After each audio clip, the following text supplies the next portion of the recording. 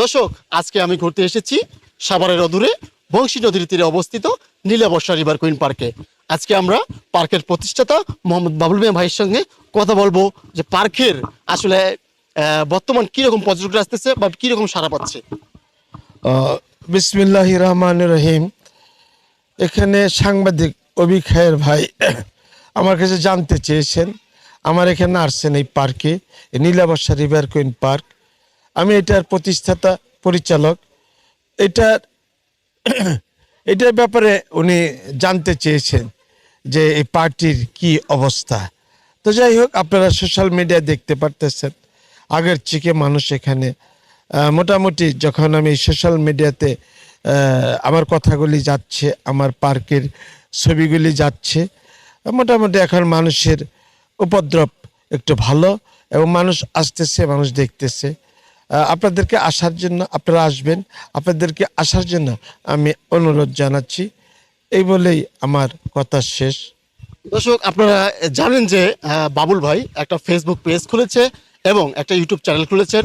যারা এখন পর্যন্ত ইউটিউব চ্যানেলকে সাবস্ক্রাইব করে নেই তারা সাবস্ক্রাইব করবেন। আর ফেসবুকের মাধ্যমে কিন্তু ছড়িয়ে যায় ব্যাপক। আপনারা যদি বাবুল ভাইয়ের এই ভিডিওগুলো, বাবুল ভাইয়ের পার্কে যে ভিডিওগুলো ছাড়ে সেই ভিডিওগুলো যদি সবার আইডি থেকে শেয়ার করেন তা ইতিমধ্যে কিন্তু অল্প সময়ের মধ্যে কিন্তু সারা বাংলাদেশে ছড়িয়ে যাবে।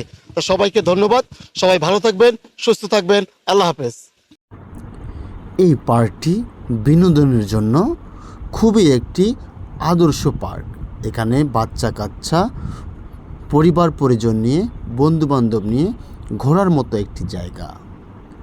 এখানে প্রকৃতির ন্যাচারাল দৃশ্য এবং ছোট বাচ্চাদের জন্য আকর্ষণীয় কিছু জীবজন্তু, পশু পাখি এবং খেলনার জন্য অনেক কিছু রয়েছে। এখানে আসলে আপনাদের মন ভালো হয়ে যাবে। এখানে পাখির কলরব,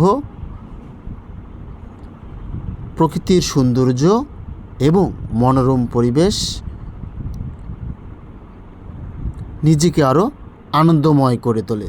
এখানে আসলে অবশ্যই আপনাদের ভালো লাগবে। তাই চলে আসুন সাভার বংশী নদীর তীরে অবস্থিত নীলাবর্ষা রিভার কুইন পার্কে।